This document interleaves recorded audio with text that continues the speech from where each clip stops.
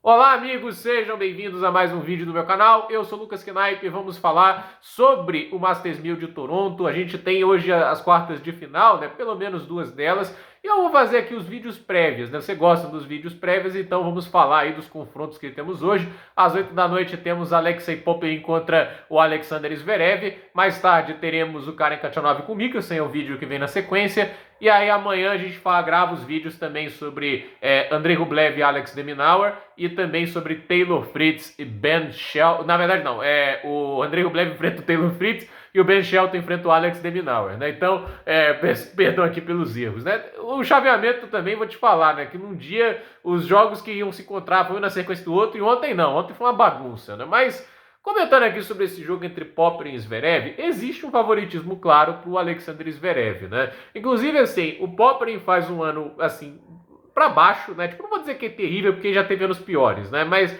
a questão havia uma expectativa de uma temporada melhor, com mais vitórias do que no ano passado. Ano passado, se não me engano, foram 26 ou 27 vitórias, o que para ele era bem positivo. E assim, talvez esperava dele o que o Davidovich Fokina tá fazendo. Ok, de maneira diferente, porque não lembram nada de estilo de jogo, mas assim, ele não conseguiu um bom início de temporada, começou acho que com 5 derrotas seguidas. Se a gente para para pensar, desde as 5 derrotas seguidas, ele até tem mais vitórias do que derrotas, mas nada também extraordinário, estupendo, e talvez esse torneio seja o que ele está jogando melhor, e ele tem que olhar para frente agora, né? Porque se ele está jogando bem agora, permite ele jogar, quem sabe, bem em Cincinnati, permite ele jogar bem no US Open, tem vitórias legais. Ele ganhou em sequência do Medvedev e do Rooney, isso obviamente dá confiança para ele, e a gente já vê que ele é um tenista de teto de produção alto, mas olha só que curioso, ele é um cara de teto alto porque do outro lado da chave, né, os tenistas que ele só poderia enfrentar na final, ele já ganhou pelo menos uma vez todo mundo ali, do Fritz, do Rublev, acho que ele ganhou pelo menos 2 vezes,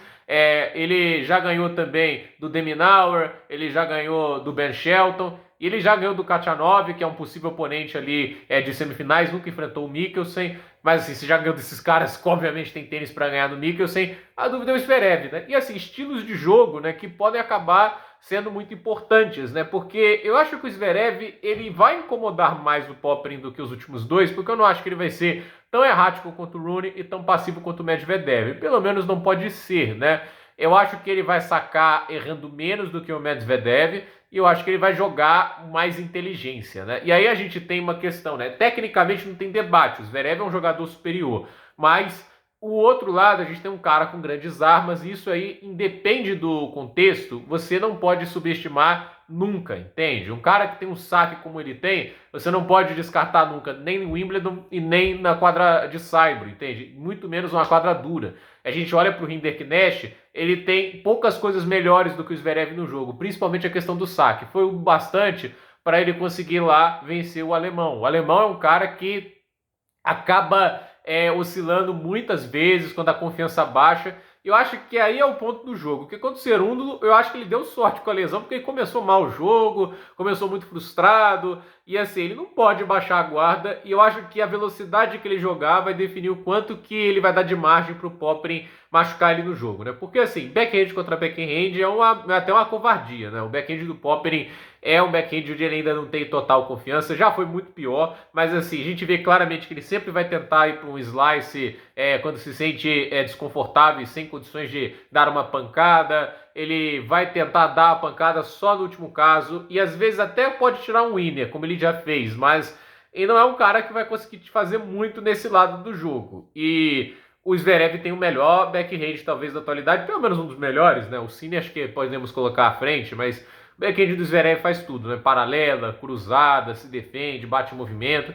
Porém, aí que é a questão, se o Zverev jogar lento demais, ele dá a oportunidade do australiano fugir para o forehand, e aí eu acho que ele é melhor que o Zverev. Eu acho o forehand do Popyrin melhor.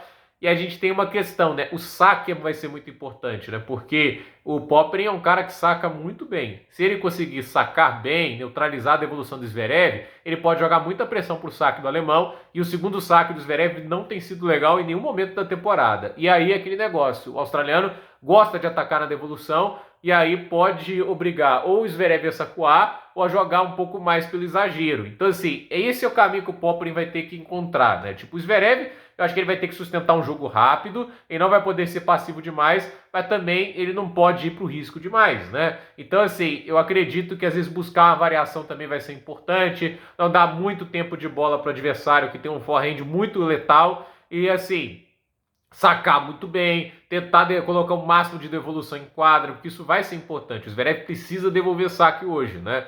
E o Popyrin, o caminho dele vai ser agressivo nas devoluções de segundo saque, colocar a devolução em quadra também, e obviamente ali, quando surgir oportunidade para atacar no fundo, ele tem que atacar. E esse é um tenista que, assim, é da água pro vinho, né? Jogando ali na defensiva, o Popyrin não faz muita coisa. Agora, atacando, quando tá com confiança, a gente viu isso contra o Rune, né? Ele é um tenista muito perigoso, né? Ele tem recursos, a bola de forehand dele anda uma barbaridade. Então, assim, eu tô bem curioso para ver esse jogo, porque ele pode ser surpreendente. Ele pode ser até um atropelo pro Zverev, porque a gente sabe que o Popyrin tem dias que ele coloca a marcha na ré e ele apaga do jogo, como aconteceu lá contra o Tommy Paul em Roland Garros, como aconteceu contra o Fokina em Monte Carlo. Tava jogando bem, do nada vem a primeira quebra e desmorona. Então, assim, o jogo vai ser interessante de ver quanto que ele vai conseguir manter a confiança e o quanto que ele vai conseguir machucar o Zverev, né? Porque o Zverev, a meu ver, ele tem mais qualidade, né? Tipo, ele tem mais recurso e tudo isso. Porém,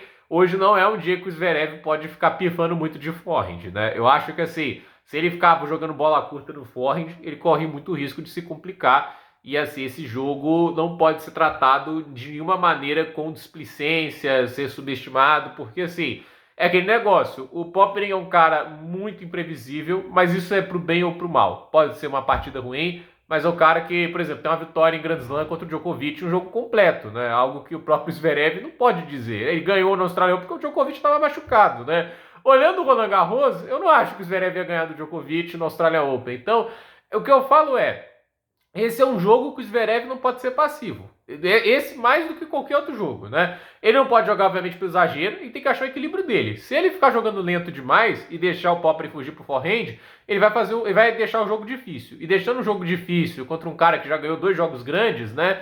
É pedir para transformar o jogo em algo tenso, mental. E a verdade é, no mental, a gente sabe que não é onde você quer ver o Zverev decidindo o jogo. Então, a ver o que vai acontecer. Tô curioso para ver, porque assim, o Zverev começou bem o torneio, mas esse jogo contra o Cerúndolo, olha, aquele histórico de 3 derrotas, sei lá, aquilo ali não foi legal. Mas cada jogo é a sua história. O Cerúndolo tem qualidades que o Popyrin não tem, o Popyrin tem qualidades que o Cerúndolo não tem. Então, assim, vamos ver o que acontece. Mas, assim, cada tenista tem que olhar pro seu lado assim. Um tem que defender 1000 pontos e, assim, se ele ganha do Zverev, ele tem uma chance de ouro de voltar a uma final de Masters 1000. Porque é caixa 9 ou é o Mikkelsen na próxima rodada e ele tem tênis para ganhar dos dois. Então, assim, se ele ganha do Zverev, ele, obviamente, pode confiar nele mesmo para ganhar de um dos dois. E, assim, né, o Zverev tem que olhar também desse lado. Se eu ganho agora, vou para a semifinal, sou favorito, vou para a final, eu tenho chance de ganhar se eu não enfrentar o Fritz na final. Porque a gente sabe, assim, dos outros ali, o que o Zverev não quer enfrentar na final é o Fritz, né? A gente sabe disso, né? Então, vamos ver o que vai acontecer. Eu acho que o Alexander Zverev tem que aproveitar essa chance. Ele perde agora, meu amigo, eu fico difícil de acreditar quem vai ganhar outro Masters 1000. Acho que a chance vai ser Paris, porque talvez ali, ou o Alcaraz. O Alcaraz não joga bem muito indoor, né? Já tem tempos que eu não vejo o Alcaraz. Tudo bem que o Rotterdam jogou bem, né? Mas, assim, esse de final de temporada, eu não me lembro de uma grande campanha dele em Paris, né? Isso que eu quero dizer, né? Mas o Sinner eu não sei se vai jogar, né? Porque ele pode focar no ATP Finals, até porque é na Itália, né? Mas, assim, o torneio de Paris vira a melhor chance dele, que ele é o atual campeão. Mas, assim, Cincinnati, com o Zverev e o Alcaraz, acho complicado, ainda mais com o desgaste que ele tem desse torneio. E Xangai é muito disputado, né? E o próprio Zverev fez uma partida muito fraca contra o Goffin ano passado e foi eliminado pelo belga. Então, a ver o que acontece hoje. Para vocês, quem que avança? O cabeça de chave 1 do torneio, que todo mundo tá, assim, com o pé atrás, que não faz uma grande temporada, mas ainda assim tá ali no top 5 da corrida para Turim? Ou é o cara que só gosta de jogar no Canadá, pelo visto, né? Tipo, o Popyrin, ele no Canadá tá 9-0 em quadras duras, né? Depois disso tá 10-15, né? É até bizarro, mas é o que acontece, é o que o cara foi capaz de produzir. Mas vamos ver o que acontece nesse jogo. Depois de ganhar de Rune e Medvedev, por que não surpreender mais um dos favoritos? Então, gente, por esse vídeo é isso. Nos comentários, deixe seu like, se inscreva no canal, compartilhe esse vídeo e até o próximo vídeo.